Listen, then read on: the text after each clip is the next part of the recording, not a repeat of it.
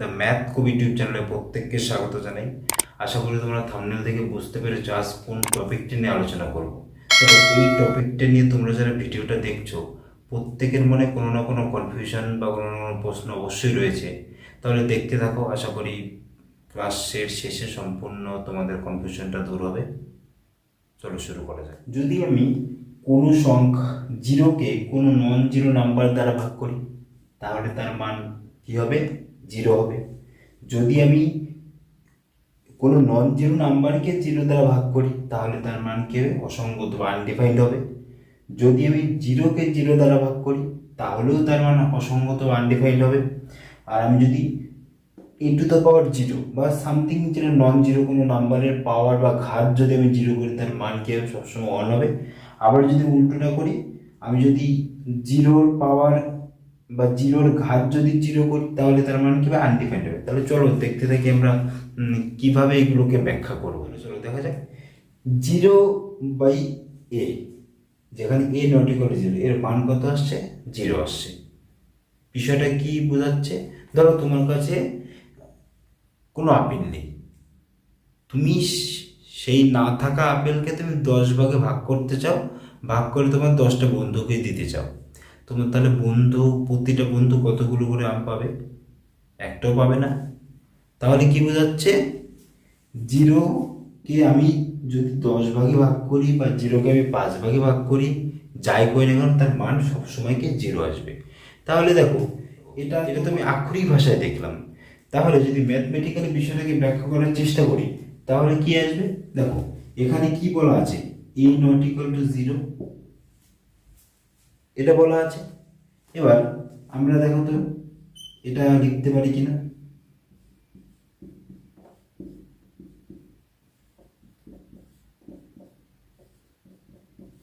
এটা কি? এটা কোন ফর্মুলা? দেখো একটা ফর্মুলা ছিল না?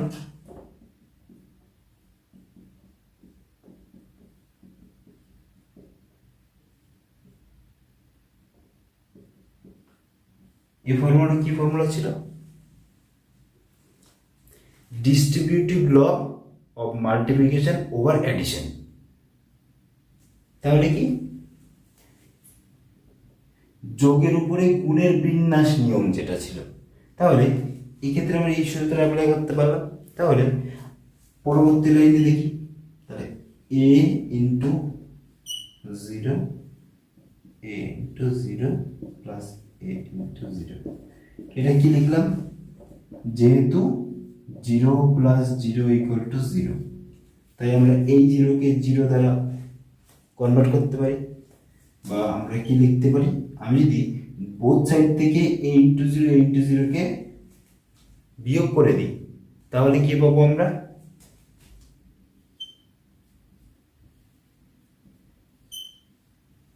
এটা পাচ্ছি না। তাহলে এবার যদি আমি যেহেতু বলেছি যে কি এ নট ইকুয়াল টু জিরো, তাই আমরা কি করতে পারি? বোথ সাইডে এ দ্বারা ভাগ করতে পারি।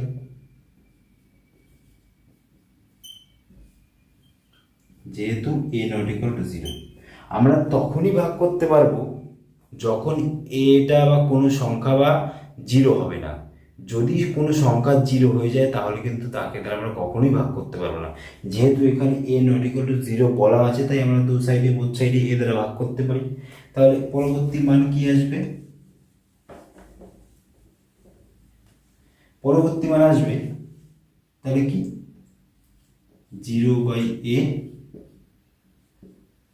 এ আপন এ ইন্টু জিরো, और কি লিখবো? জিরো আপন এ ইকুয়াল টু জিরো। দেখো যখন নিচের পোর্শনটা নট ইকুয়াল টু জিরো তখন কি দেখতে পাচ্ছি? জিরোকে আমি কোনো নন জিরো নাম্বার দ্বারা ভাগ করলে তার মান সবসময় জিরো আসছে। দেখো তাহলে পরবর্তী ভাগটা দেখা যায়। দেখো আমরা কি দেখলাম? যে কি কোনো জিরোকে কোনো নন জিরো নাম্বার দ্বারা ভাগ করলে তার মান সবসময় কি আসছে? জিরো আসছে। যদি আমরা উল্টোটা করি, যে কোনো নন জিরো নাম্বারকে জিরো দ্বারা ভাগ করি তাহলে তার মান আনডিফাইন্ড আসছে। দেখো তুমি মনে করো তোমার কাছে 10টা পেন আছে, এই 10টা পেন তুমি কিছু মানুষের মধ্যে বা তোমার কিছু বন্ধু আছে, কিছু বন্ধুদের মধ্যে সেটাকে ডিস্ট্রিবিউট করতে চাও। এবার তুমি কি করতে পারো, তোমার যদি 10টা বন্ধু থাকে তুমি 10টা ভাগে ভাগ করতে পারো, প্রত্যেকে একটা একটা করে পেন পেলো। যদি তোমার 5টা পেন থাকে তাহলে তুমি কি 5 ভাগে ভাগ করবে, তাহলে প্রত্যেকে 2টো করে পেন পাবে। যদি তোমার 2টো বন্ধু থাকে তুমি তাহলে 2 ভাগে ভাগ করবে, তুমি প্রত্যেকটা বন্ধু 5টা করে পেন পাবে। যদি তোমার একটাই বন্ধু থাকে তাহলে তুমি কি করবে, একটাই ভাগ করবে, অর্থাৎ কোনো ভাগই করার প্রয়োজন নেই, পুরো 10টা পেনই তুমি একজনকে দিয়ে দেবে। কিন্তু তুমি 0 ভাগে ভাগ করে দিতে চাও, এটা কোনো অর্থ তুমি এটা দ্বারা প্রকাশ করতে পারবে না। কেন পারবে না, তুমি আইদার সম্পূর্ণটা দিয়ে দাও, নয়তো তুমি কিছু অংশ ভাগ করে প্রত্যেককে আলাদা আলাদা ভাগ করে দিয়ে দাও। তাহলে বুঝতে পারলে। এবার যদি আমরা এটাকে ম্যাথমেটিক্যালি আমরা কীভাবে বলতে পারি, যে যদি কোনো নাম্বার এ কে আমি যদি বি দ্বারা ভাগ করি তাহলে আমরা কি লিখতে পারি, যে একটা রেজাল্ট নিশ্চয়ই সি অবশ্যই আসবে। তাহলে এই দুটোর গুণফল আকারে এ কে আমি প্রকাশ করতে পারি না, তাহলে C into B equal to A. যদি নিচের পোর্শনটা 0 হয় তাহলে কি লিখতে পারি, C into 0 equal to A. এবার আমরা কি জানি, যদি কোনো সংখ্যার সঙ্গে 0কে গুণ করা হয় তাহলে তার মান সবসময় 0 হবে, এনি হাউ 0 হবে। তাহলে এটা কিন্তু কোনো শর্তের উপর নির্ভরশীল হবে না। তাহলে দেখো তো, এখানে যে ইকুয়েশনটা আছে এই ইকুয়েশনের লেফট সাইডের মান ধরলাম 0 হচ্ছে, কিন্তু রাইট সাইডে এ যেটা আছে এটা তো এর উপর নির্ভরশীল নয়, এর মান 0 হতে পারে, নন 0 হতে পারে।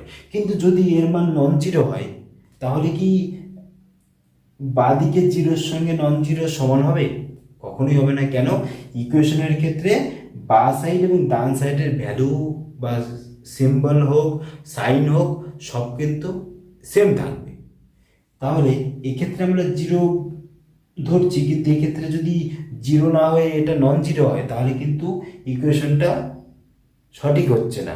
যেখানে এমন কোনো ইকুয়েশন আমরা পাচ্ছি না যে সিটা এই ইকুয়েশনটাকে স্যাটিসফাই করছে। কেন স্যাটিসফাই করছে না, কেননা এই যে ভ্যালুটা 0, সি ইন্টু 0 এর মান যে 0, সেটা কার উপর নির্ভরশীল হচ্ছে, এই ডান দিকে যে এ রয়েছে তার উপর নির্ভরশীল। এটা 0 নাও হতে পারে, তাহলে সেক্ষেত্রে আমরা কি বলতে পারবো এই সমীকরণটা সঠিক? সঠিক বলতে সিটা এমন কোনো সি আমি খুঁজে পাবো না যেটা এই ইকুয়েশনটাকে স্যাটিসফাই করবে। তাহলে আমরা কি বলতে পারি, তাহলে আমরা এই যে রেজাল্ট, আমরা এই রেজাল্টটাই আমরা একটা কনফিউশনের জায়গা তৈরি হচ্ছে যে এমন কোনো সি আমরা খুঁজে পাবো না যেটা এই ইকুয়েশনটাকে স্যাটিসফাই করছে। কেন, যদি এর মান 0 না হয় সেক্ষেত্রে। তাহলে আমরা কি বলতে পারি, যে আমরা যেটা রেজাল্ট ধরেছিলাম যে এ কে 0 দ্বারা ভাগ করে যে রেজাল্ট আসবে সেই রেজাল্টটাই কি হবে, অসঙ্গত বা আনডিফাইন্ড হবে। অসঙ্গত বা আনডিফাইন্ড। তাহলে আশা করি তোমরা বুঝতে পেরেছো। তাহলে দেখো আমরা কি দেখলাম, যে যদি 0কে কোনো নন 0 নাম্বার দ্বারা ভাগ করা হয় তার মান কি হবে, 0 হবে। আমি যদি কোনো উল্টোটা করি, যে কোনো নন 0 নাম্বারকে 0 দ্বারা ভাগ করি তাহলে তার মান কি হবে, অসঙ্গত হবে। আর এবার আমরা কি দেখব, যে যদি আমি 0-র পাওয়ার বা 0 টু দি পাওয়ার এ করি, বা 0-র ঘাত আমি এ করি, এ দিই, এর জায়গায় তুমি 1 2 3 4 যে কোনো সংখ্যা দিতে পারো, কিন্তু এটা সবসময় কি হবে, গ্রেটার অর ইকুয়াল টু 1 হবে। তাহলে তার মানটা কি হবে, 0 হবে। তাহলে দেখো এটা কথার অর্থ কি, 0 তার পাওয়ার এ, বা তুমি যদি বলো 2 তার স্কোয়ার, এর কথা অর্থ কি, তুমি নাম্বার 2কে 2 বার গুণ করতে পারবে। 3 টু দি পাওয়ার 5, এর অর্থ কি, তুমি নাম্বার 3কে তুমি 5 বার গুণ করতে পারবে। তাহলে পাওয়ার যেটা থাকে বা ঘাত যেটা থাকে, তুমি সেই সংখ্যাকে তুমি ততবার রিপিট করতে পারবে।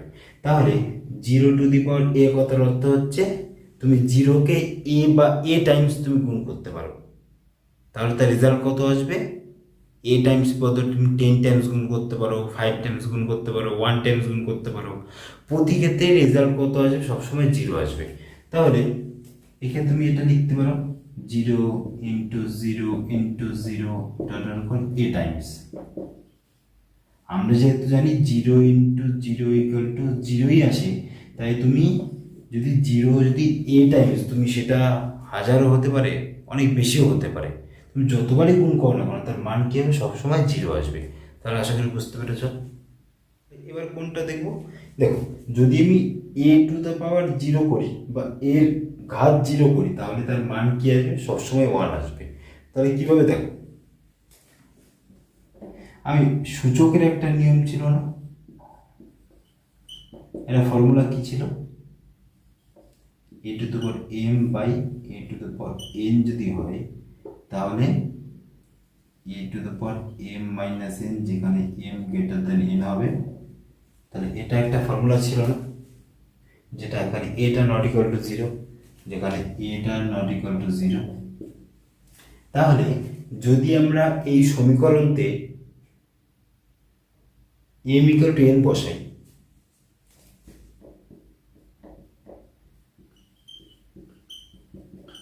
তাহলে আমরা এখান থেকে কি পাবো,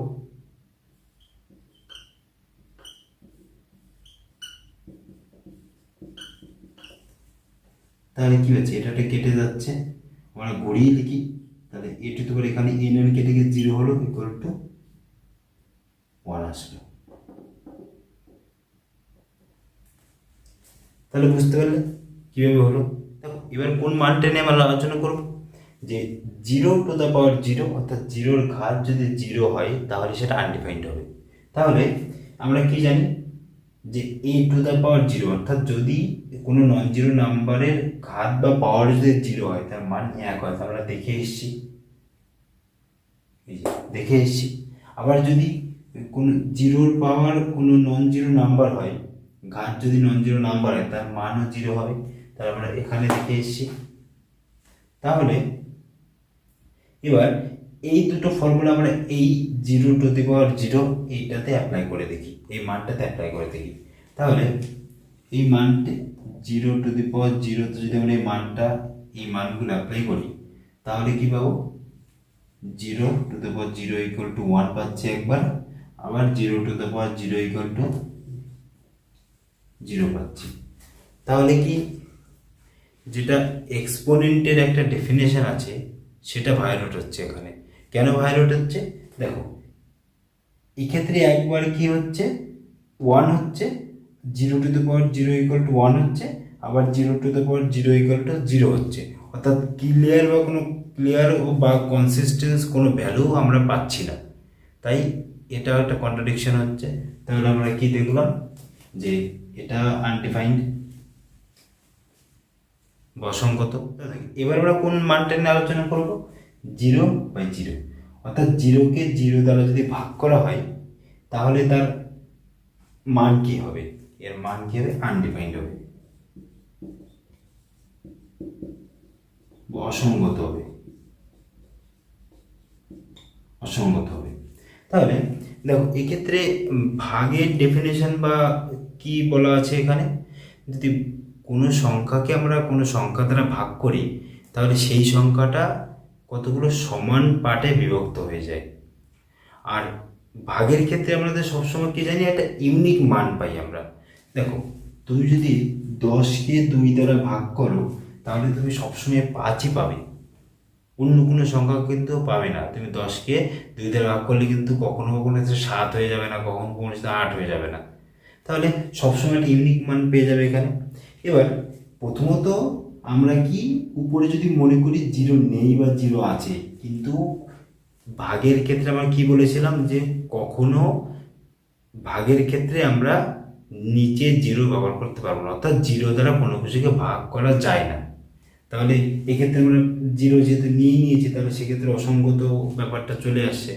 আবার আমরা অন্যভাবে কি ভাবতে পারি, দেখো তোমার কাছে জিরোটা আম আছে, তুমি সেই জিরোটা আমকে জিরোটা মানুষের মধ্যে ভাগ করে দিতে চাও, এটা কি পসিবল?